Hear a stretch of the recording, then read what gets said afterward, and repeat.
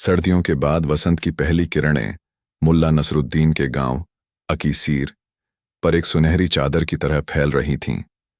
हवा में खिली हुई सरसों और खिले हुए चमेली के फूलों की भीनी भीनी खुशबू घुल रही थी, जो हर सांस के साथ मन को प्रफुल्लित कर रही थी।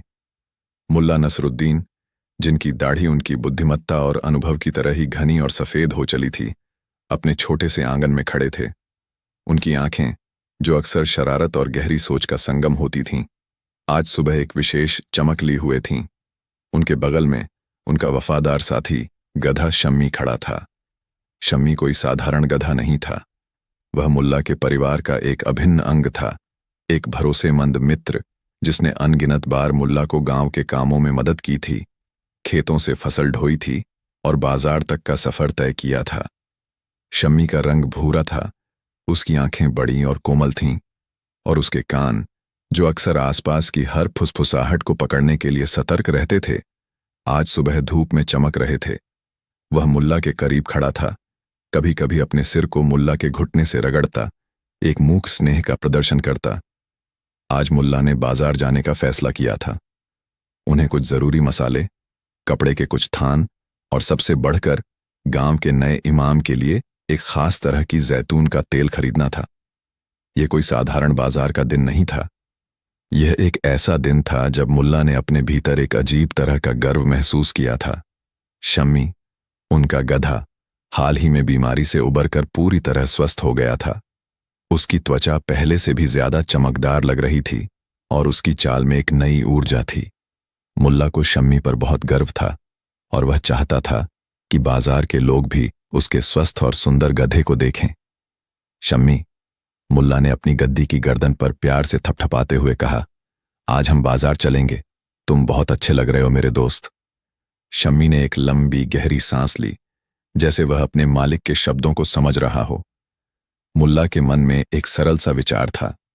वह और शम्मी साथ चलेंगे। वे बाजार के रास्ते का आनंद लेंगे और काम पूरा होने के बाद वे शांति से घर लौट आएंगे। इसमें भला क्या गलत हो सकता है?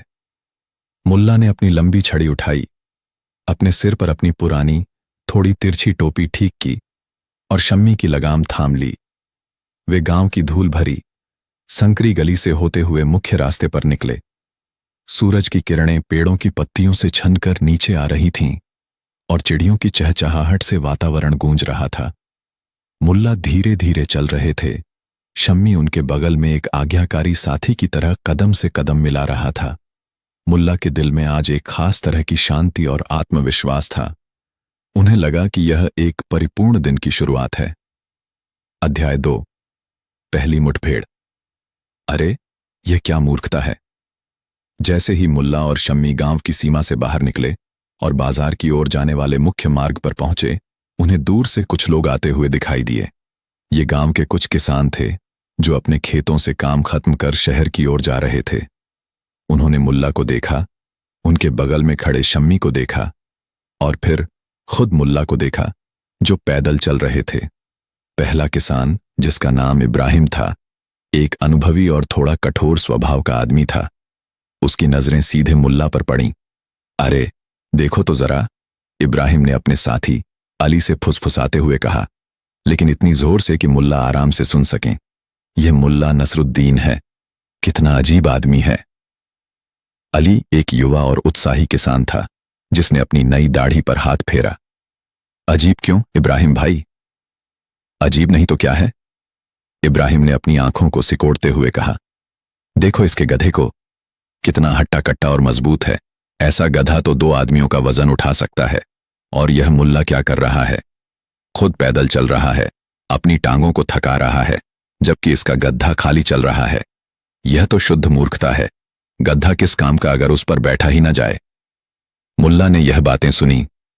उनके चेहरे पर पहले तो थोड़ा आश्चर्य आया, फिर एक हल्की सी झुंझलाहट। मूर्खता? उन्होंने मन ही मन सोचा। मैं तो सिर्फ अपने गधे को आराम देना चाहता था और खुद भी ताजी हवा का आनंद लेना चाहता था। लेकिन इब्राहिम के शब्दों में एक सच्चाई थी जो मुल्ला को अंदर तक छू गई। गधा तो सवारी के लिए ही होता है ना? अगर मैं उस पर नहीं बैठूंगा तो लोग क्या कहेंगे? लोग सोचेंगे कि मेरा गधा कमजोर है या मैं बहुत घमंडी हूं कि पैदल चल रहा हूं जबकि मेरे पास सवारी है? इब्राहिम भाई सही कह रहे हैं। अली ने अपनी सहमति व्यक्त की। शहर तक का सफर काफी लंबा है। यह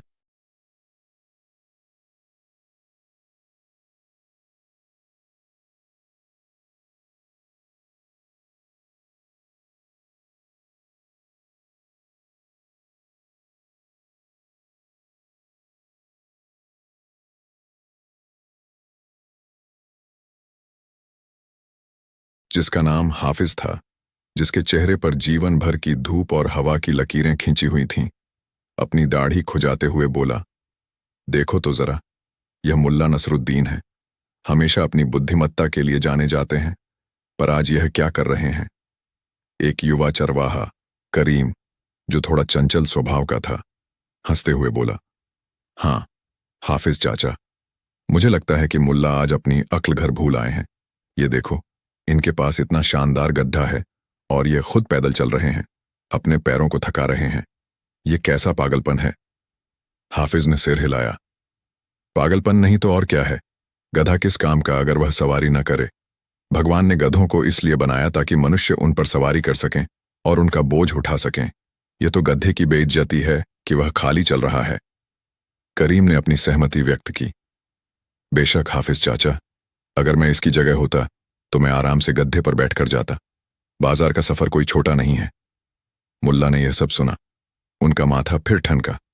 पागलपन, गधे की बेइज्जती, अब यह क्या नई बात है? पहले मुझे मूर्ख कहा गया, फिर निर्दयी कहा गया, और अब जब मैं दोनों में से कोई भी काम नहीं कर रहा हूं तो लोग मुझे पागल कह रहे हैं। मुल्ला के मन में एक गहरा भ्रम पैदा हो गया। उन्हें लगा कि वह एक ऐसी भूल भुलैया में फंस गए हैं जहां हर रास्ता गलत निकलता है। उन्होंने ईमानदारी से लोगों की बात मानी थी, अपनी गलतियों को सुधारा था, लेकिन हर बार उन्हें एक नई आलोचना का सामना करना पड़ रहा था। उन्हें समझ नहीं आ रहा था कि वह क्या करें। अगर वह गधे पर बैठते हैं तो निर्दयी कहलाते हैं, अगर वह पैदल चलते हैं तो मूर्ख और पागल कहलाते हैं। उन्हें लगा कि जैसे पूरी दुनिया उनके खिलाफ हो गई है और हर कोई उनकी हर हरकत पर नजर रख रहा है। मुल्ला के मन में अब एक अजीब सी हताशा और गुस्सा आने लगा। उन्हें लगा कि लोग सिर्फ आलोचना करने के लिए ही मौजूद हैं और उनके पास हर बात के लिए एक अलग राय है। उन्हें लगा कि उन्हें इन सभी कन्फ्लिक्टिंग, आपसी विरोधी विचारों के बीच संतुलन बनाना होगा, लेकिन कैसे? अचानक उनके मन में एक और विचार कौंधा, एक ऐसा विचार जो पहले की सभी आलोचनाओं का समाधान हो सकता था। अगर मैं गड्ढे पर नहीं बैठ सकता और उसे खाली भी नहीं चला सकता तो मैं उसे उठाकर क्यों न चलूं? यह विचार पहली बार में थोड़ा अजीब लगा, लेकिन मुल्ला को लगा कि यह एक रचनात्मक समाधान हो सकता है। अगर मैं और मेरा बेटा, जो शायद आगे रास्ते में मिलेगा, मिलकर गधे को उठा लें तो न तो गधा थकेगा, न ही उस पर कोई भार होगा और न ही वह खाली चलेगा। यह तो हर तरफ से सही होगा। मुल्ला ने अपने इस विचार पर गर्व महसूस किया। उन्हें लगा कि उन्होंने एक ऐसा अनूठा हल ढूंढ निकाला है जो सभी को संतुष्ट कर देगा। उन्होंने शम्मी की लगाम कसकर पकड़ी और आगे बढ़ने लगे। दिमाग में गधे को उनके मन में विचार घूम रहा था। अब एक नई आशा सड़क के एक और उत्साह था। उन्हें अपना बेटा बाजार अब ज्यादा दूर नहीं था, जिसकी उम्र और उन्हें उम्मीद थी कि उनका बेटा सामने से अहमद बाजार के रास्ते पर कहीं मिल जाएगा। गांव के बाहरी खेतों से अध्याय 5, लकड़ी इकट्ठा बेटे का साथ और एक नया असाधारण प्रयास। अब्बाजान, अहमद ने अपने पिता को देखकर मुस्कुराते हुए कहा, आप बाजार जा रहे हैं? वालेकुम अस्सलाम मेरे बेटे, मुल्ला ने जवाब दिया। हाँ, बाजार ही जा रहा हूं और मुझे तुम्हारी मदद की जरूरत है। अहमद ने मुल्ला के चेहरे पर देखा, जहां कुछ चिंता और कुछ उत्सुकता साफ दिखाई दे रही थी। कैसी मदद अब्बाजान? मुल्ला ने अपने बेटे को अब तक की सारी बातें बताईं। कैसे उन्हें पहले पैदल चलने के लिए मूर्ख कहा गया, फिर गधे पर बैठने के लिए निर्दयी कहा गया, और आखिर में जब वह पैदल चल रहे थे और गधा खाली था तो उन्हें पागल कहा गया। अहमद ध्यान से सुनता रहा। उसकी भौहें धीरे धीरे सिकुड़ती जा रही थीं। अब बेटा, मुल्ला ने गंभीरता से कहा, मैंने एक समाधान सोचा है। हम दोनों मिलकर शम्मी को उठाएंगे। अहमद की आंखें हैरानी से चौड़ी हो गईं। शम्मी को उठाएंगे? लेकिन अब्बा जान, वह तो इतना भारी है, और लोग क्या कहेंगे? लोगों की चिंता मत करो, मुल्ला ने लगभग गुस्से में कहा। लोगों ने तो हर बात पर कुछ ना कुछ कहा ही है। अब हम ऐसा करेंगे कि किसी को कहने का मौका ही न मिले। अगर हम उसे उठाएंगे तो वह थकेगा नहीं, और न ही वह खाली चलेगा। यह तो सबसे अच्छा तरीका है। अहमद, जो अपने पिता का सम्मान करता था और उनकी बातों को अक्सर मानता था, थोड़ी हिचकिचाहट के बाद सहमत हो गया। ठीक है अब्बा जान, जैसी आपकी इच्छा। मुल्ला ने तुरंत पास के एक सूखे पेड़ की मजबूत टहनी को देखा, जो एक अच्छी खासी मोटी लकड़ी का टुकड़ा थी। उन्होंने उसे उठाया और उसकी मजबूती परखा। यह बिल्कुल सही है, उन्होंने कहा। अब असली चुनौती शुरू हुई। मुल्ला और अहमद ने मिलकर शम्मी को पकड़ने की कोशिश की। शम्मी, जो इस पूरी प्रक्रिया से अनजान था और थोड़ा घबराया हुआ था, इधर उधर भागने की कोशिश करने लगा। मुल्ला और अहमद को उसे शांत करने और उसे पकड़ने में कुछ समय लगा। आखिरकार काफी मशक्कत के बाद उन्होंने शम्मी के पैरों को लकड़ी से बांधने का एक तरीका ढूंढ निकाला। उन्होंने शम्मी के अगले और पिछले पैरों को एक दूसरे से बांधा और फिर उस मजबूत लकड़ी को शम्मी के पेट के नीचे से गुजारा, ताकि शम्मी के पैर ऊपर की ओर रहें। यह एक अजीबोगरीब और हास्यास्पद नजारा था। शम्मी अब हवा में लटका हुआ था, उसके पैर ऊपर थे और वह डरी हुई आंखों से इधर उधर देख रहा था। चलो बेटा, मुल्ला ने जोश में कहा। हालांकि उनके चेहरे पर पसीने की बूंदें साफ दिखाई दे रही थीं। उन्होंने लकड़ी का एक सिरा अपने कंधे पर रखा और अहमद ने दूसरा सिरा अपने कंधे पर उठाया। शम्मी, जो कभी अपनी मर्जी से चलता था, अब एक निर्जीव वस्तु की तरह हवा में झूल रहा था। उसकी सांसें तेज हो गई थीं और उसकी आंखों में डर साफ दिखाई दे रहा था।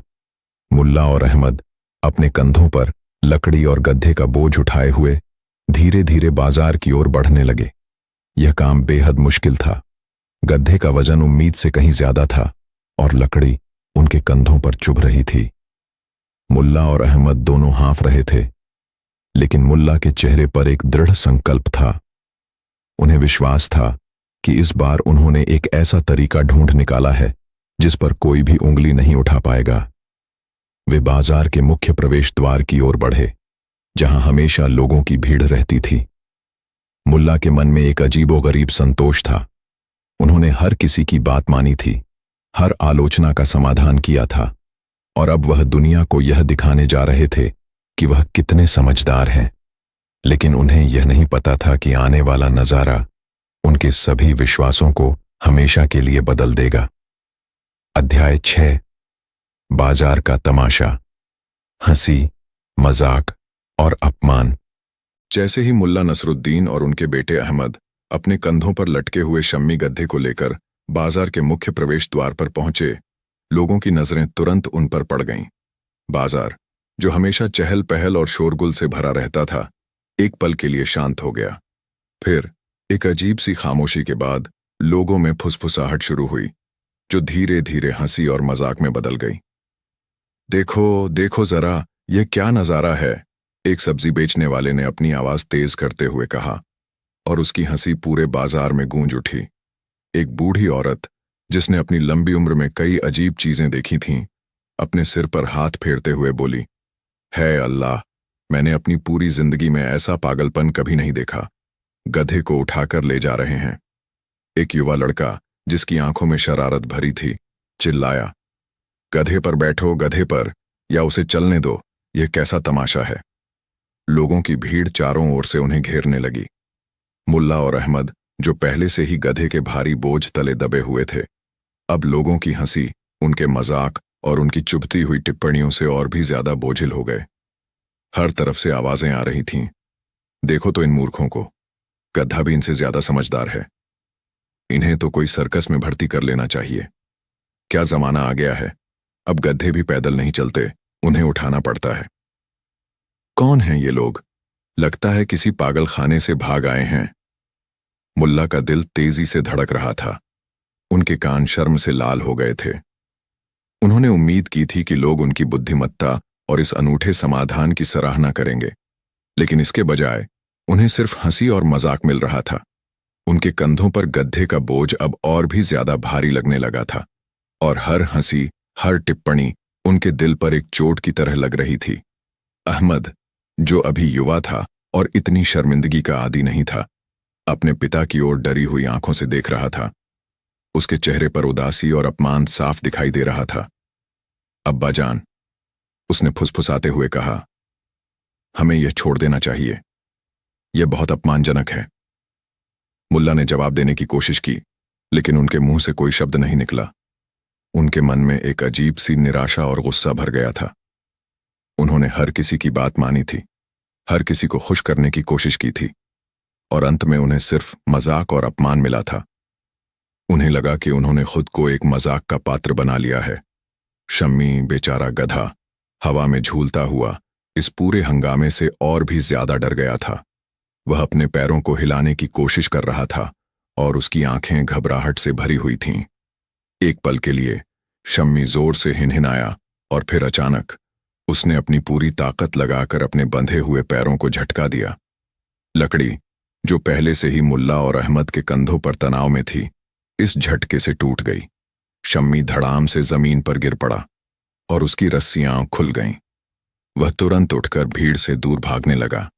उसकी आंखों में अभी भी डर था। मुल्ला और अहमद लकड़ी के टूटने और गधे के भागने से अचानक खाली हो गए, जमीन पर गिर पड़े। उनके शरीर पर दर्द हो रहा था, लेकिन उनके दिल में ज्यादा दर्द था। भीड़ की हंसी और भी तेज हो गई। कुछ लोग जमीन पर लौटपोट हो रहे थे, जबकि कुछ अपनी आंखों से आंसू पोंछ रहे थे। यह नजारा उनके लिए एक अद्भुत मनोरंजन था। मुल्ला ने जमीन पर बैठे हुए चारों ओर देखा। हर चेहरे पर हंसी थी, हर आंख में मजाक था। उन्हें लगा कि जैसे पूरी दुनिया उन पर हंस रही है और उनकी पूरी जिंदगी का ज्ञान और समझ एक पल में मिट्टी में मिल गई है। अध्याय 7। एक कड़वा एहसास और गहरी सोच। मुल्ला नसरुद्दीन जमीन पर बैठे रहे। उनके शरीर में दर्द था, लेकिन उनके दिमाग में विचारों का एक तूफान चल रहा था। उन्होंने खुद को इतनी अपमानजनक स्थिति में कभी नहीं पाया था। उनके चारों ओर के लोगों की हंसी धीरे धीरे उनके कानों में दूर होती जा रही थी और उनकी जगह एक गहरी कड़वी चुप्पी ने ले ली थी। उनके सामने उनकी पूरी यात्रा एक फिल्म की तरह चलने लगी। तो शुरुआत में वह और शम्मी शांति से पैदल चल रहे थे। उन्हें अपने गधे पर गर्व था और उन्हें दुनिया से कोई शिकायत नहीं थी। किसानों की आलोचना। उन्हें मूर्ख कहा गया क्योंकि वह पैदल चल रहे थे और गद्दे का उपयोग नहीं कर रहे थे। उन्होंने लोगों की बात मानी और गद्दे पर बैठ गए। महिलाओं की आलोचना। उन्हें निर्दयी कहा गया क्योंकि वह गद्दे पर बैठे थे और उसे थका रहे थे। उन्होंने फिर लोगों की बात मानी और गद्दे से उतर गए, खुद पैदल चलने लगे। चरवाहों की आलोचना।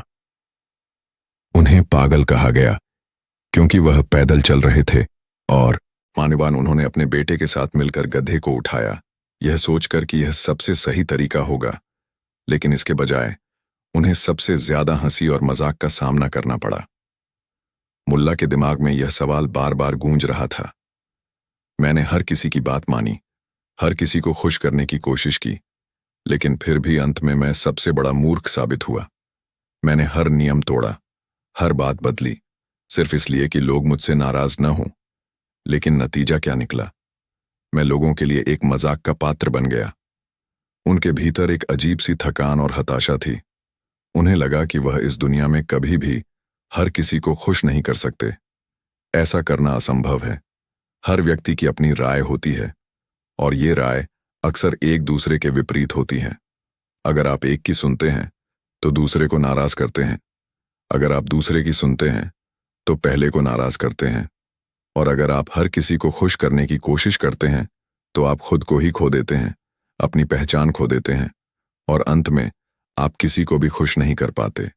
मुल्ला ने अपनी दाढ़ी पर हाथ फेरा। उनकी आंखें अब गहरी सोच में डूबी थीं। उन्होंने लोगों की हंसी और मजाक को अपने भीतर समाहित कर लिया था और अब वह इससे एक महत्वपूर्ण सबक सीख रहे थे। उन्हें एहसास हुआ कि उनकी असली गलती यह नहीं थी कि उन्होंने गधे पर बैठे या उसे उठाया। उनकी असली गलती यह थी कि उन्होंने दूसरों की राय को अपनी आत्मा पर इतना हावी होने दिया।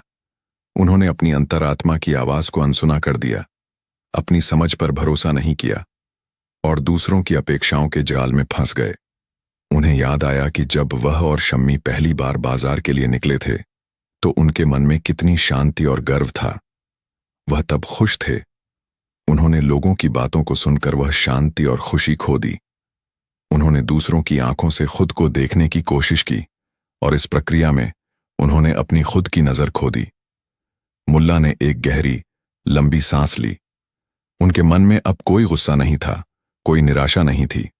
उसकी जगह एक अजीब सी शांति थी, एक नई तरह की समझ थी। यह एक कड़वा एहसास था, लेकिन इसके साथ ही एक महत्वपूर्ण ज्ञान भी आया था। उनका बेटा अहमद, जो अभी भी उनके बगल में बैठा था, अपने पिता की ओर देख रहा था। अब्बा जान, उसने धीरे से कहा, हम क्या करें? शम्मी भाग गया है। मुल्ला ने अपने बेटे की ओर देखा। उनके चेहरे पर अब कोई शर्म नहीं थी, बल्कि एक गहरी शांत मुस्कान थी। शम्मी वापस आ जाएगा मेरे बेटे, उसे भी यह सब अजीब लगा होगा। लेकिन अब्बा जान, हम अब बाजार कैसे जाएंगे? अहमद ने पूछा। मुल्ला उठ खड़े हुए। उनके कपड़ों पर धूल लगी थी, लेकिन उनके कदमों में अब एक नया दृढ़ संकल्प था। हम बाजार जाएंगे अहमद, लेकिन इस बार हम वही करेंगे जो हमें सही लगेगा और किसी की परवाह नहीं करेंगे कि वह क्या कहता है। उन्होंने चारों ओर देखा। लोग अभी भी कुछ फुसफुसा रहे थे, कुछ हंस रहे थे, लेकिन मुल्ला को अब उनकी परवाह नहीं थी। वह उनके शब्दों से ऊपर उठ चुके थे। अध्याय 8, नई शुरुआत और सच्ची समझा। मुल्ला नसरुद्दीन और अहमद अब भीड़ से दूर बाजार के किनारे पर खड़े थे। मुल्ला ने अपने कपड़ों से धूल झाड़ी और अपने बेटे के कंधे पर हाथ रखा। सुनो बेटा, उन्होंने कहा। उनकी आवाज में अब एक गहरी शांति थी। मैंने आज एक बहुत बड़ा सबक सीखा है, एक ऐसा सबक जो मैं तुम्हें सिखाना चाहता हूं। अहमद ने अपने पिता की ओर देखा। उसकी आंखों में उत्सुकता थी। आज सुबह जब हम घर से निकले थे, मुल्ला ने अपनी बात जारी रखी, मेरे दिल में शांति और गर्व था। मैं अपने गधे के साथ बाजार जा रहा था और मुझे लगा कि सब कुछ ठीक है, लेकिन फिर लोगों ने बातें करनी शुरू की।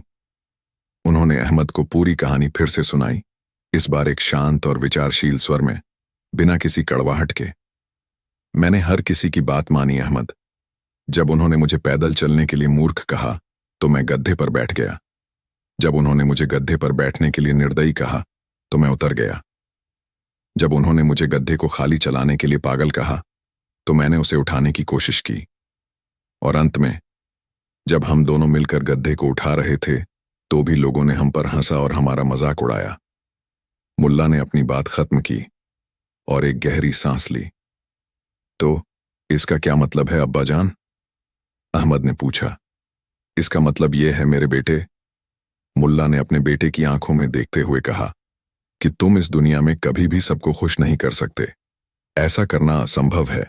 तुम कुछ भी करो, कोई ना कोई ऐसा जरूर होगा जो तुमसे सहमत नहीं होगा, जो तुम्हारी आलोचना करेगा या तुम्हें गलत समझेगा।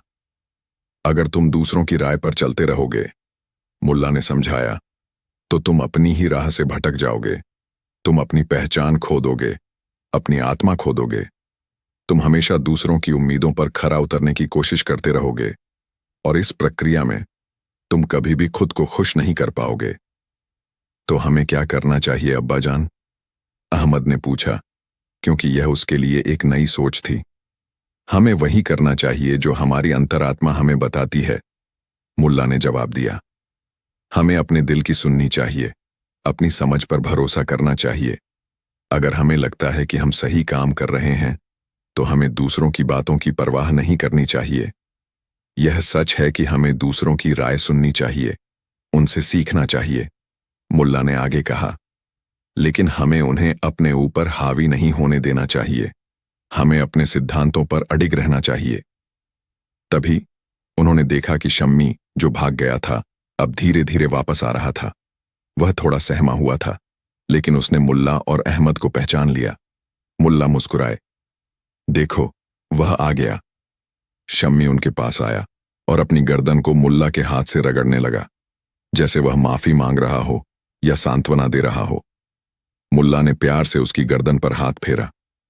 चलो मेरे बेटे, मुल्ला ने कहा, अब हम बाजार चलेंगे, लेकिन इस बार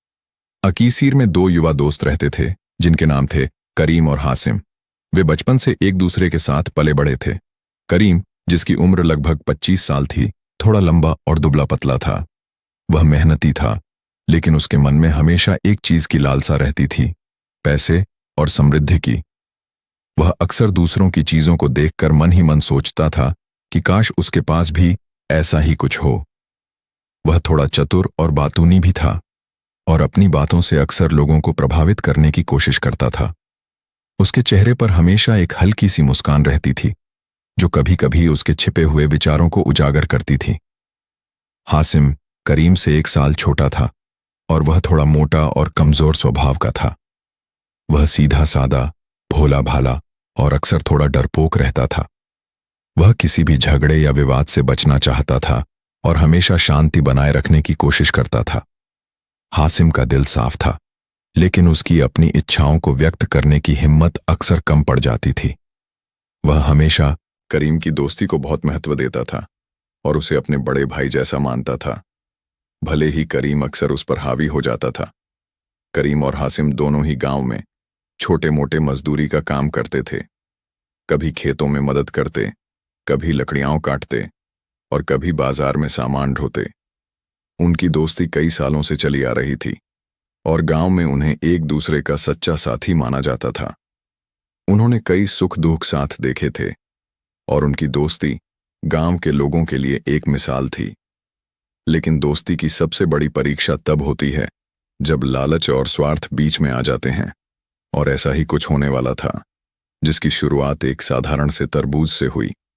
अध्याय 3, एक शानदार तरबूज का जन्म। गर्मियों के दिन अपने चरम पर थे। सूरज आसमान में आग का गोला बनकर तप रहा था और अकीसीर की धरती प्यासी थी। ऐसे मौसम में सबसे ज्यादा पसंद की जाने वाली चीज थी तरबूज। ठंडा, मीठा और रसदार तरबूज। एक दिन करीम और हासिम गांव से दूर एक खेत में मजदूरी करने गए थे। उन्होंने पूरे दिन कड़ी मेहनत की, सूरज की तपती धूप में पसीना बहाया। जब शाम ढलने लगी और वे घर लौटने वाले थे, तो करीम की नजर खेत के एक कोने पर पड़ी। वहां एक विशालकाय तरबूज जमीन पर पड़ा हुआ था। यह कोई साधारण तरबूज नहीं था। यह इतना बड़ा था कि दोनों हाथों से उठाना भी मुश्किल लग रहा था। उसकी चमकीली हरी त्वचा पर गहरी धारियां थीं और उसे देखकर ही लग रहा था कि वह कितना मीठा और रसदार होगा। करीम की आंखें चमक उठीं। हासिम, देखो, उसने उत्साह से कहा। यह देखो, ऐसा तरबूज तो मैंने अपनी पूरी जिंदगी में नहीं देखा। हासिम ने देखा और उसकी आंखें भी हैरानी से चौड़ी हो गईं। अल्लाह रे, यह तो सचमुच बहुत बड़ा है। कितना मीठा होगा। यह तरबूज उस खेत के मालिक का नहीं था। दरअसल वह गलती से पड़ोसी के खेत से लुढ़क कर उनकी सीमा में आ गया था और मालिक ने उसे अभी तक नहीं देखा था। करीम और हासिम ने सोचा कि यह उनके लिए एक ईश्वर का उपहार है। हम इसे घर ले जाएंगे, करीम ने घोषणा की। आज रात हम इस शानदार तरबूज का मजा लेंगे। हासिम थोड़ा झिझका, लेकिन करीम, यह तो किसी और का हो सकता है। छोड़ो भी हासिम, करीम ने हाथ हिलाते हुए कहा। यह खेत की सीमा पर पड़ा है और लगता है इसे किसी ने देखा ही नहीं है। इसे तो खुदा ने हमारे लिए भेजा है। हमारी मेहनत का फल समझो। हासिम हमेशा करीम की बातों में आ जाता था। वह जानता था कि करीम थोड़ा लालची है, लेकिन उसकी दोस्ती पर उसे पूरा भरोसा था। वे दोनों ने मिलकर उस विशालकाय तरबूज को उठाया। वह इतना भारी था कि उन्हें उसे कंधों पर उठाकर चलना पड़ा। रास्ते भर वे तरबूज के बारे में बातें करते रहे, उसकी मिठास के सपने देखते रहे और इस बात पर सहमत थे कि वे उसे बराबर बराबर बांटेंगे। गांव पहुंचते पहुंचते अंधेरा हो चुका था। वे दोनों खुशी खुशी करीम के घर पहुंचे, क्योंकि करीम का घर थोड़ा बड़ा था और वहां आसानी से तरबूज को काटा जा सकता था। उन्होंने तरबूज को जमीन पर रखा और उसकी ओर निहारते रहे, मानो वह कोई सोने का खजाना हो। अध्याय 4, विवाद की चिंगारी। मुझे ज्यादा चाहिए। तरबूज करीम के आंगन में पड़ा था, अपनी भव्यता से चमक रहा था। हासिम ने पास से एक तेज चाकू उठाया। चलो करीम, उसने कहा, इसे काटते हैं। मैं बहुत प्यासा हूं। रुको हासिम, करीम ने अचानक कहा। उसकी आवाज में एक अजीब सी गंभीरता थी। हासिम रुका और उसने करीम की ओर देखा। क्या हुआ? करीम तरबूज के चारों ओर घूमने लगा। उसे एक गंभीर विशेषज्ञ की तरह देख रहा था। देखो हासिम, उसने कहा, यह तरबूज बहुत बड़ा है। हम दोनों इसे बराबर बराबर कैसे बांटेंगे? बराबर बराबर क्यों नहीं? हासिम ने भोलापन से पूछा। जैसा हम हमेशा करते हैं, आधा तुम्हारा आधा मेरा। करीम ने अपने सिर को हिलाया। नहीं नहीं, बात इतनी सीधी नहीं है। देखो हासिम, आज सुबह जब हम खेत में काम कर रहे थे, तब मैंने ही सबसे पहले इस तरबूज को देखा था। मेरी नजर इस पर पड़ी थी, इसलिए इसका ज्यादा हिस्सा मेरा होना चाहिए। हासिम चौंक गया। क्या? लेकिन हमने पूरे दिन साथ काम किया और इसे उठाया भी हमने साथ ही था। हाँ, उठाया जरूर साथ था, करीम ने अपनी बात पर जोर देते हुए कहा। लेकिन देखने का पहला हक मेरा था, और अगर मैं इसे नहीं देखता तो शायद हम इसे लेकर ही नहीं आते। इसलिए मेरा हिस्सा थोड़ा बड़ा होना चाहिए। हासिम को यह बात बिल्कुल अच्छी नहीं लगी। उसने हमेशा करीम पर भरोसा किया था, लेकिन अब करीम की बातों में लालच साफ दिखाई दे रहा था। यह क्या बात हुई करीम? हम दोस्त हैं, हमने हमेशा सब कुछ बराबर बांटा है। यह तो गलत है। गलत क्यों है? करीम ने तुरंत पलटवार किया। अगर कोई चीज पहले मेरी आंखों में पड़ती है तो उस पर मेरा ज्यादा अधिकार है। यह तो दुनिया का नियम है। हासिम की आंखों में हल्की सी नमी आ गई। उसे लगा कि करीम उसका फायदा उठा रहा है। नहीं करीम, ऐसा नहीं होता। हम दोनों ने मेहनत की है, हमें बराबर का हिस्सा चाहिए। लेकिन मैं ज्यादा मेहनती हूं, करीम ने अचानक कहा। मैंने आज तुमसे ज्यादा लकड़ी उठाई थी, मैंने तुमसे ज्यादा पानी ढोया था, इसलिए मुझे ज्यादा ऊर्जा की जरूरत है और इसीलिए मुझे तरबूज का ज्यादा हिस्सा चाहिए। हासिम की आवाज में गुस्सा आ गया। यह झूठ है, हमने बराबर काम किया था। तुम बस तरबूज का ज्यादा हिस्सा चाहते हो और इसके लिए बहाने बना रहे हो। बहाने नहीं, करीम ने जोर से कहा। यह तो न्याय है। तुम ये नहीं समझोगे क्योंकि तुम हमेशा कमजोर और डरपोक रहे हो। अगर तुम मेरे बराबर काम करते तो शायद मैं तुम्हें बराबर हिस्सा देता। अब हासिम का धैर्य टूट चुका था। उसने कभी नहीं सोचा था कि करीम उससे ऐसे बात करेगा। तुम मुझे कमजोर कह रहे हो। मैं तुमसे डरता नहीं हूं। मैं तुम्हें तरबूज का एक टुकड़ा भी ज्यादा नहीं लेने दूंगा। अच्छा, तो फिर तुम्हें मेरा हिस्सा भी नहीं मिलेगा। करीम ने तरबूज को अपने हाथों से पकड़ लिया, जैसे उसे कोई छीन न ले। हासिम भी गुस्से में तरबूज की ओर बढ़ा। तुम ऐसा नहीं कर सकते, ये मेरा भी है। दोनों दोस्त, जो कुछ देर पहले तक एक शानदार तरबूज का सपना देख रहे थे, अब उसके लिए एक दूसरे के दुश्मन बन गए थे। वे तरबूज के चारों ओर घूम रहे थे, एक दूसरे पर चिल्ला रहे थे और कोई भी हार मानने को तैयार नहीं था। उनकी दोस्ती, जो वर्षों से मजबूत थी, अब एक तरबूज के लिए दांव पर लगी थी। गांव के कुछ पड़ोसी, जो उनके घरों से आ रही चिल्लाहट सुनकर बाहर निकले थे, इस दृश्य को देखकर हैरान रह गए। वे दोनों को शांत करने की कोशिश कर रहे थे, लेकिन कोई फायदा नहीं हुआ। करीम और हासिम दोनों अपने अपने दावे पर अड़े थे और कोई भी रास्ता नजर नहीं आ रहा था। हमें किसी समझदार व्यक्ति के पास जाना होगा, एक पड़ोसी ने कहा। हाँ, दूसरे ने कहा, केवल मुल्ला नसरुद्दीन ही इस समस्या का समाधान कर सकते हैं। और इस तरह तरबूज के लिए हुए इस विचित्र झगड़े का मामला मुल्ला नसरुद्दीन की अदालत तक पहुंचने वाला था। अध्याय 5। मुल्ला की अदालत में मोटे। सूरज ढल चुका था और ठंडी हवा गांव में चलने लगी थी। करीम और हासिम, उनके पीछे कुछ जिज्ञासु पड़ोसी, मुल्ला नसरुद्दीन के छोटे से घर की ओर बढ़ रहे थे। मुल्ला अपने आंगन में बैठे एक लकड़ी के स्टूल पर बैठे थे, अपनी लंबी दाढ़ी सहलाते हुए तारों भरे आसमान को निहार रहे थे। उनके बगल में उनका वफादार गधा शम्मी सो रहा था। मुल्ला ने भीड़ को आते देखा। उनके चेहरे पर एक हल्की सी मुस्कान थी, क्योंकि वह जानते थे कि जब भी इतनी भीड़ उनके पास आती है तो इसका मतलब होता है कि कोई जटिल समस्या उनके न्याय का इंतजार कर रही है। अस्सलाम अलैकुम मुल्ला जान, करीम ने कहा। उसकी आवाज में अभी भी थोड़ी झुंझलाहट थी। वालेकुम अस्सलाम, मुल्ला ने शांत स्वर में जवाब दिया। क्या बात है मेरे बच्चों? इतनी रात गए, मेरे घर पर इतनी रौनक? मुल्ला जान, हासिम ने कहा। उसकी आवाज थोड़ी कांप रही थी। हम एक बड़े झगड़े में फंस गए हैं, और हमें लगता है कि केवल आप ही इसका समाधान कर सकते हैं। हाँ मुल्ला जान, करीम ने अपनी बात रखी।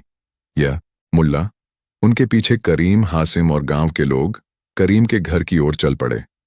तरबूज अभी भी आंगन में पड़ा था, अपनी चमक बिखेर रहा था, मानो वह भी इस न्याय का इंतजार कर रहा हो। मुल्ला ने तरबूज को ध्यान से देखा।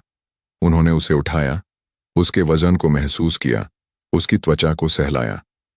फिर उन्होंने उसे जमीन पर रख दिया।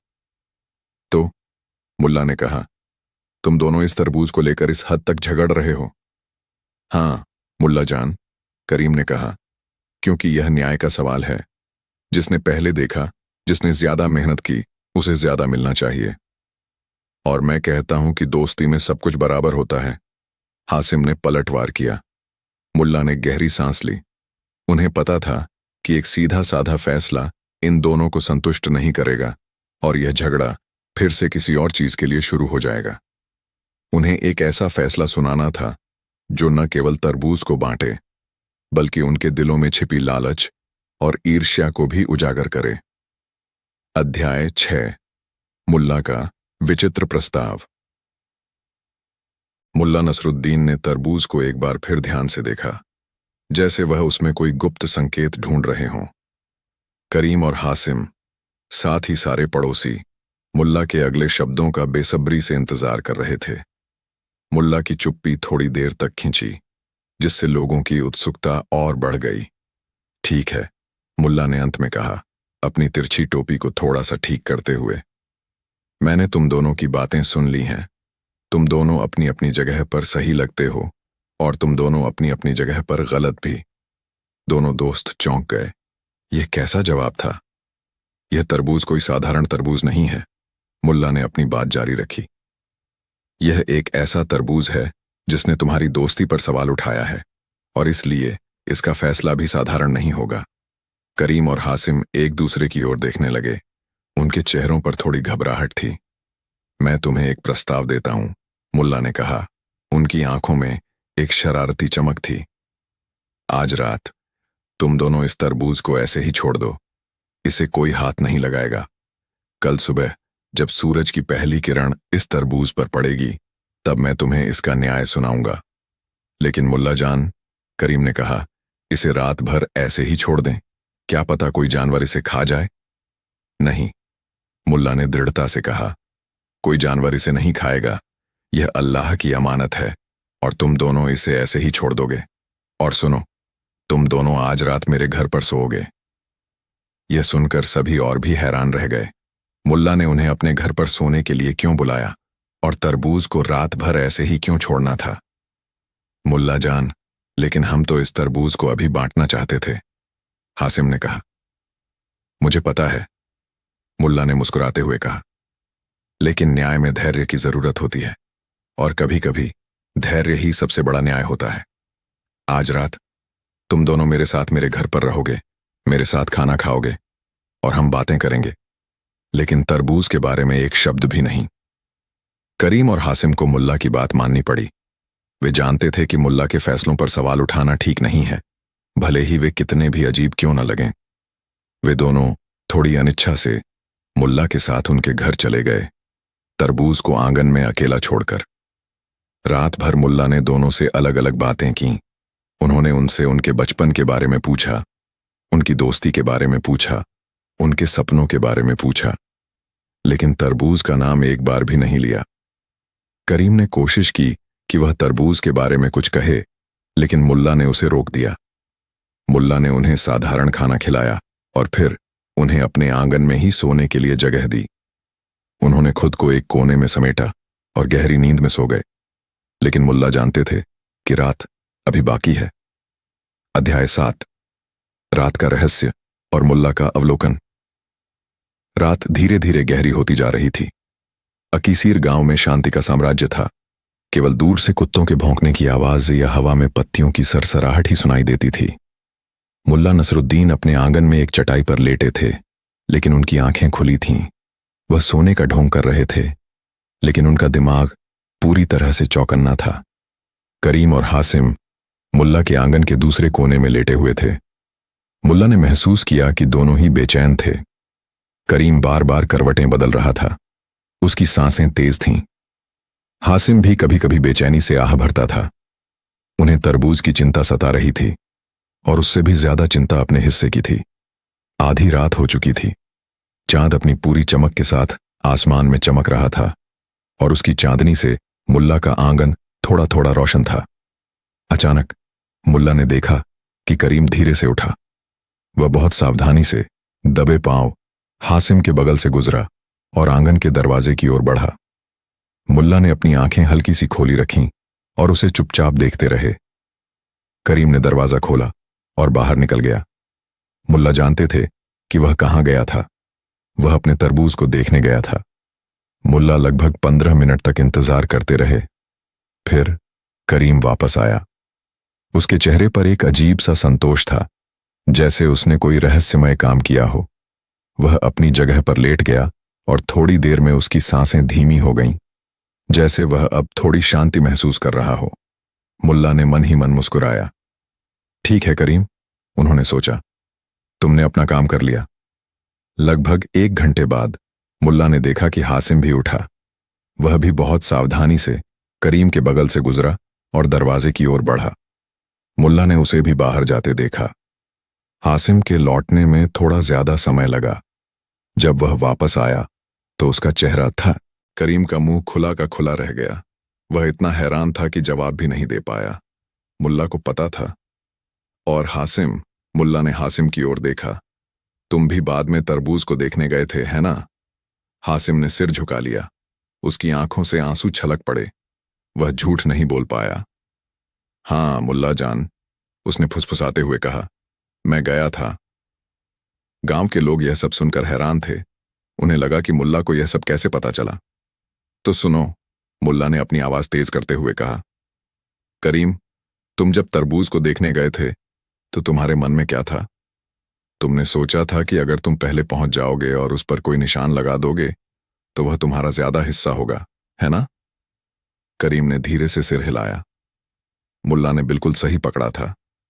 करीम ने रात को तरबूज पर अपने नाखून से कुछ खरोंचें लगाई थीं ताकि सुबह वह कह सके कि यह उसका हिस्सा है। और हासिम, मुल्ला ने कहा, जब तुम तरबूज को देखने गए थे तो तुमने देखा कि करीम ने उस पर निशान लगा दिए हैं।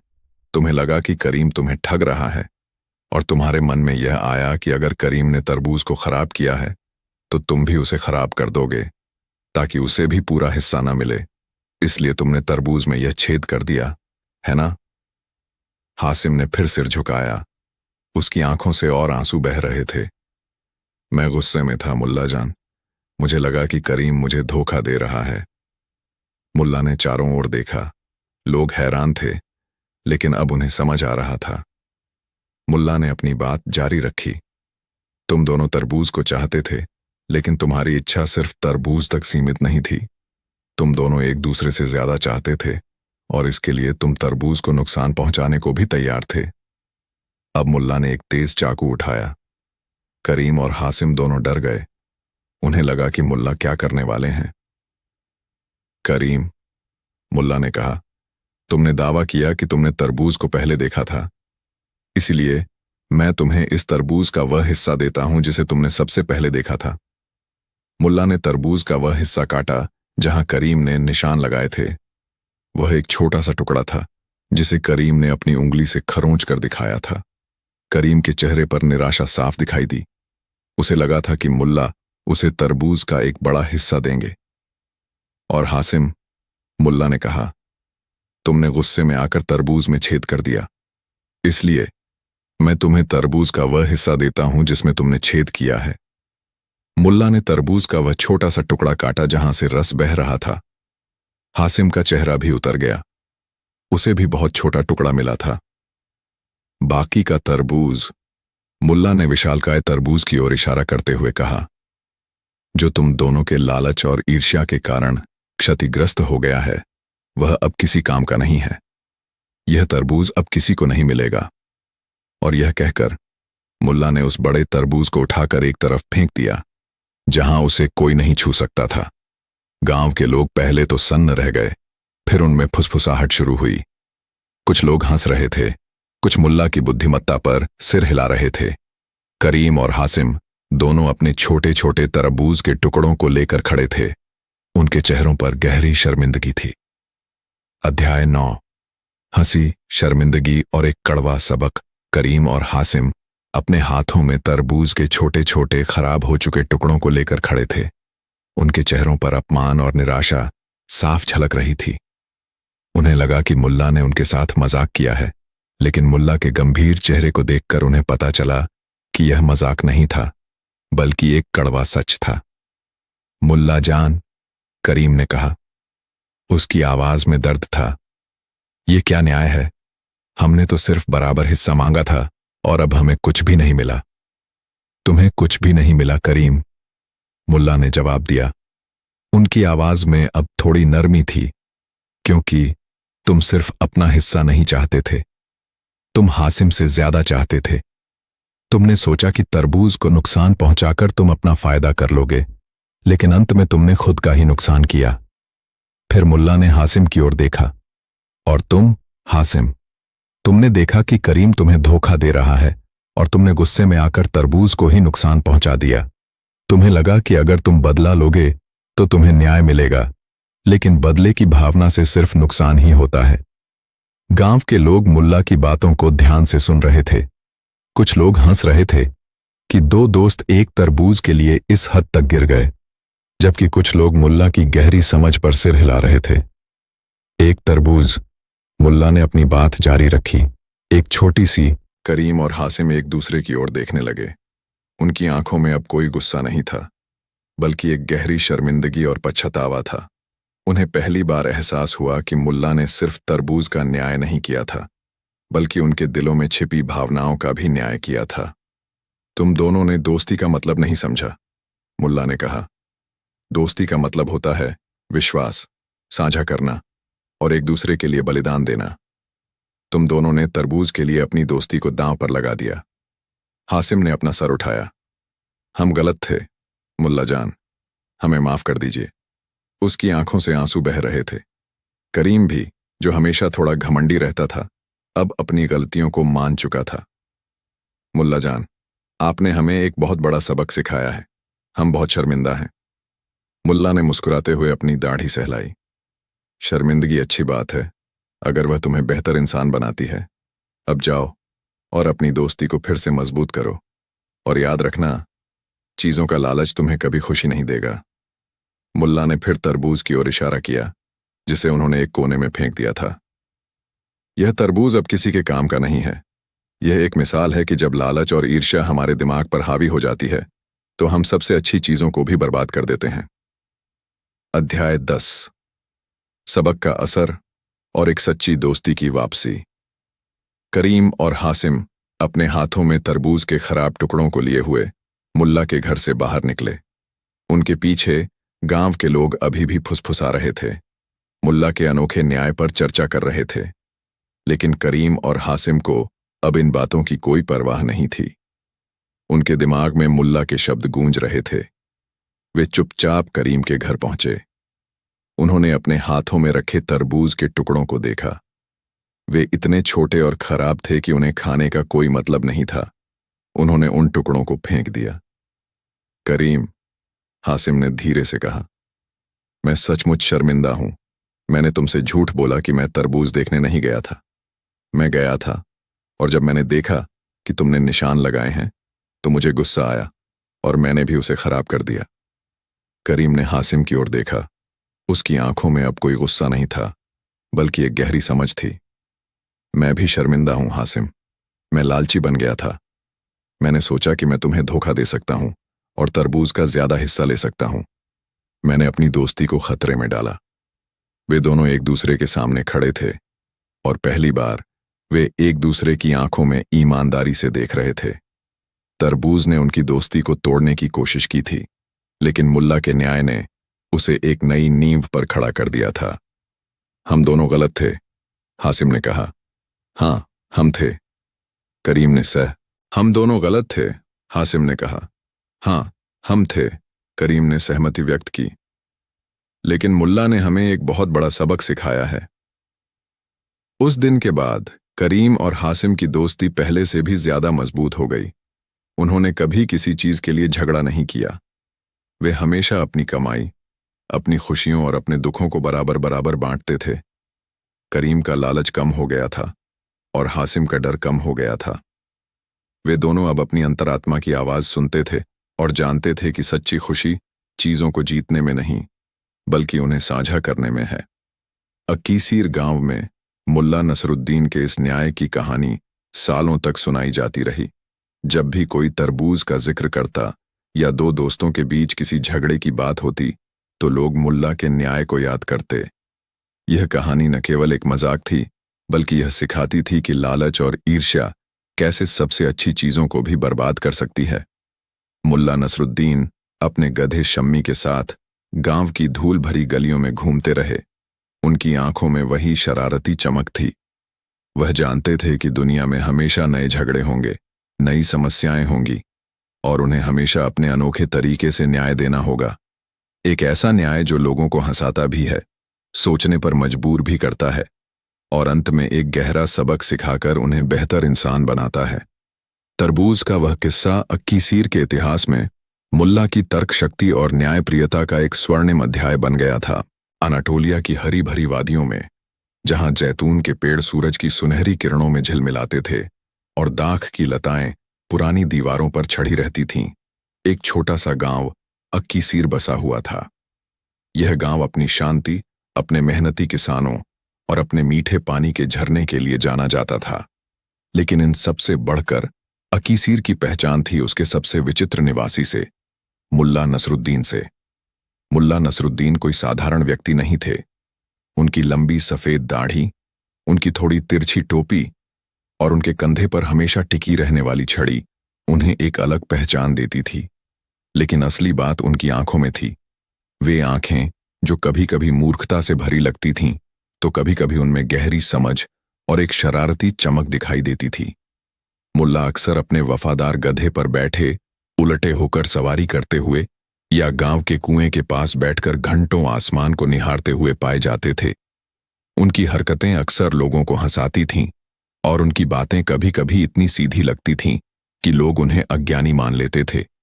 गांव के लोग मुल्ला को भोला, मूर्ख और कभी कभी पागल भी कहते थे। वे अक्सर मुल्ला का मजाक उड़ाते थे, उनकी हरकतों पर हंसते थे और उनकी बातों पर ठिठोली करते थे। लेकिन मुल्ला कभी बुरा नहीं मानते थे। वह हमेशा मुस्कुराते रहते थे और अक्सर अपने मजाक उड़ाने वालों को एक ऐसा उलट जवाब देते थे जो उनकी हंसी को एक पल में सोच में बदल देता था।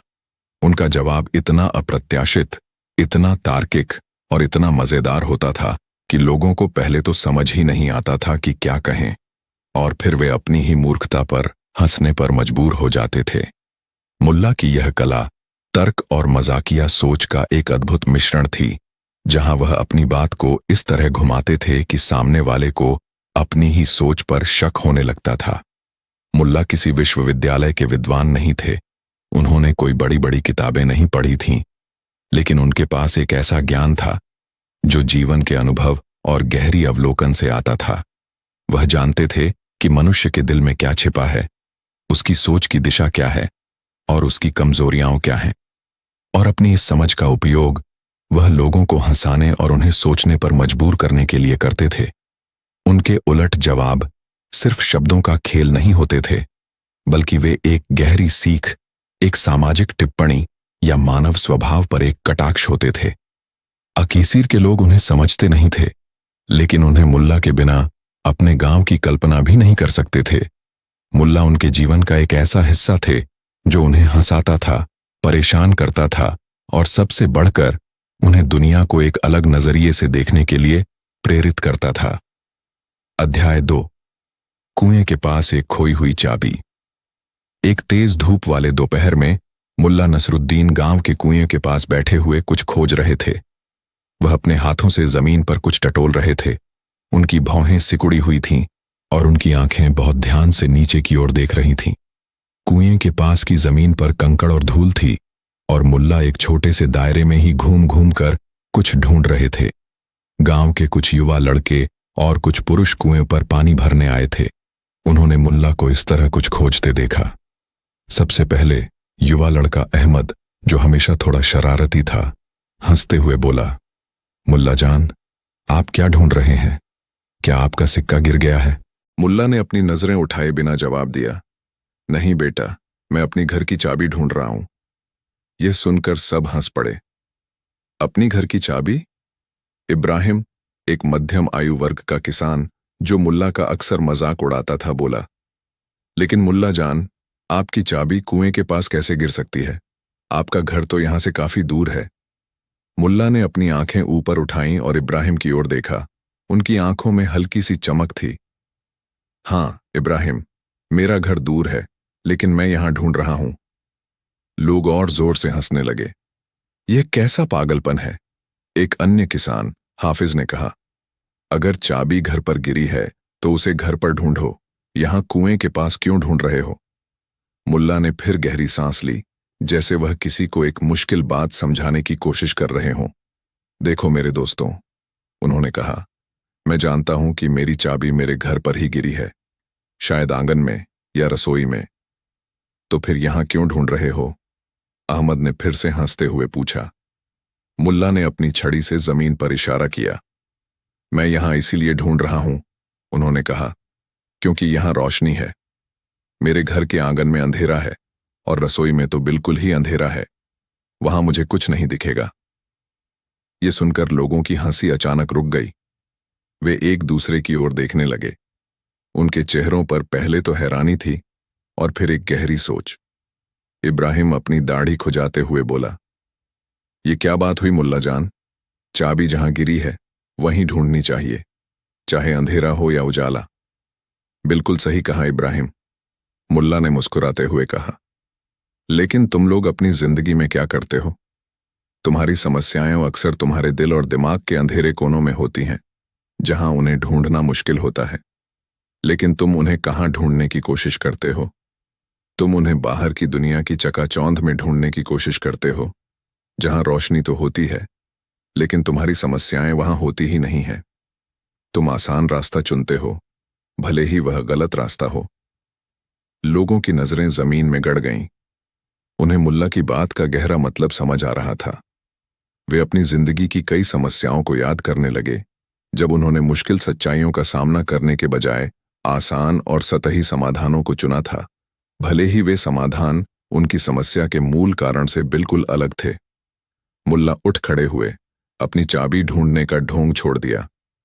जाओ मेरे दोस्तों, उन्होंने कहा, जाओ और अपनी चाबी को वहीं ढूंढो जहां वह गिरी है, चाहे कितनी भी अंधेरा क्यों ना हो। लोगों ने सिर हिलाया। उनके चेहरों पर अब कोई हंसी नहीं थी, बल्कि एक गहरी सोच थी। मुल्ला ने अपने उलट जवाब से उन्हें न केवल उनकी मूर्खता का एहसास कराया था, बल्कि उन्हें अपनी जिंदगी के पैटर्न पर सोचने पर भी मजबूर कर दिया था। यह मुल्ला का पहला उलट जवाब था, जिसने अक्कीसीर में तर्क और मजाक के एक नए युग की शुरुआत की। अध्याय 3, गधे पर उलटी सवारी और बुद्धिमत्ता का प्रदर्शन। अगले दिन सुबह अकीसीर का बाजार हमेशा की तरह चहल पहल से भरा था। किसान अपनी फसलें बेच रहे थे, व्यापारी अपनी दुकानों पर ग्राहकों को बुला रहे थे और बच्चे गलियों में खेल रहे थे। तभी बाजार में एक अजीबोगरीब नजारा दिखाई दिया। मुल्ला नसरुद्दीन अपने वफादार गधे शम्मी पर सवार होकर आ रहे थे, लेकिन वह गधे पर उलटे बैठे थे। उनका मुंह गधे की पूंछ की ओर था और वह बाजार से बाहर की ओर देख रहे थे, जबकि गधा बाजार के अंदर जा रहा था। लोगों ने मुल्ला को इस तरह आते देखा और उनकी हंसी नहीं रुक पाई। देखो तो, मुल्ला फिर से पागल हो गया है, एक बूढ़ी औरत झरा अपने सिर पर हाथ फेरते हुए बोली। एक युवा व्यापारी यूसुफ, जिसने अपनी दुकान पर नए कपड़े टांगे थे, हंसते हुए बोला, मुल्ला जान, क्या आपको रास्ता भूल गया? आप तो बाजार में आ रहे हैं, लेकिन आपका मुंह तो बाहर की ओर है। लोगों की भीड़ मुल्ला के चारों ओर जमा हो गई। हर कोई हंस रहा था और मुल्ला को इस तरह उलटा देखकर मजा ले रहा था। उन्हें लगा कि मुल्ला ने फिर कोई मूर्खतापूर्ण हरकत की है। मुल्ला ने अपनी तिरछी टोपी को थोड़ा सा ठीक किया और भीड़ की ओर देखा। उनकी आंखों में वही शरारती चमक थी। मेरे दोस्तों, उन्होंने कहा, उनकी आवाज में थोड़ी गंभीरता थी, तुम लोग क्यों हंस रहे हो? क्यों नहीं हंसेंगे मुल्ला जान? यूसुफ ने कहा, अपनी हंसी को रोकने की कोशिश करते हुए। आप गधे पर उलटे बैठे हैं, क्या आप भूल गए कि आगे कहाँ जाना है? मुल्ला ने अपने हाथ से भीड़ की ओर इशारा किया। देखो मेरे दोस्तों, उन्होंने कहा, अगर मैं गद्दे पर सीधा बैठता तो मेरी पीठ तुम्हारी ओर होती और मैं तुम्हें देख नहीं पाता।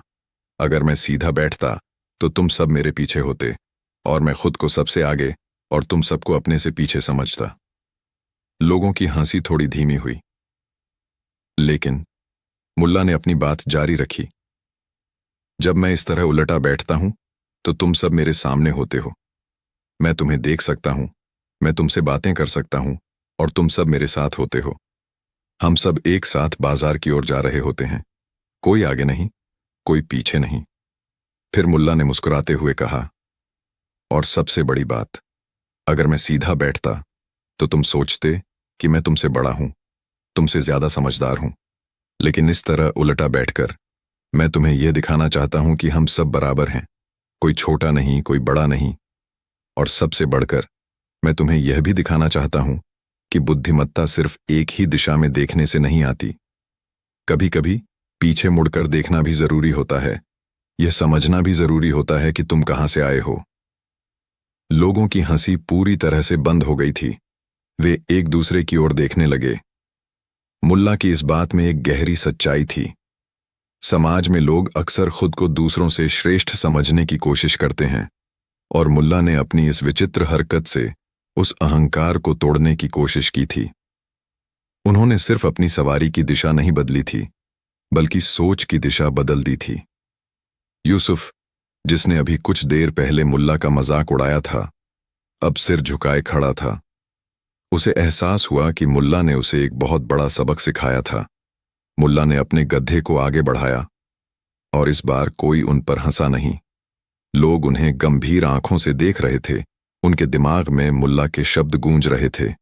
मुल्ला के उलट जवाब ने उन्हें दिखा दिया था कि जो चीजें ऊपर से बेवकूफी लगती हैं, उनमें अक्सर एक गहरी बुद्धिमत्ता छिपी होती है। अध्याय 4। सूप में मक्खी और एक अजीबोगरीब दावत। एक बार गांव के अमीर व्यापारी इस्माइल बेग ने अपने घर पर एक बड़ी दावत का आयोजन किया। इस्माइल बेग बहुत धनी थे, लेकिन थोड़े घमंडी भी थे। उन्होंने गांव के सभी गणमान्य व्यक्तियों और मुल्ला नसरुद्दीन को भी आमंत्रित किया था, सिर्फ इसलिए ताकि वह मुल्ला का मजाक उड़ा सकें। दावत में स्वादिष्ट पकवान परोसे गए और लोग लजीज खाने का मजा ले रहे थे। इस्माइल बेग ने जानबूझकर मुल्ला को अपने पास बिठाया ताकि वह उनकी हर हरकत पर नजर रख सकें। जैसे ही गर्मागर्म सूप मुल्ला की थाली में परोसा गया, मुल्ला ने देखा कि उसमें एक बड़ी मक्खी तैर रही है। लोगों की नजरें मुल्ला पर थीं। यह देख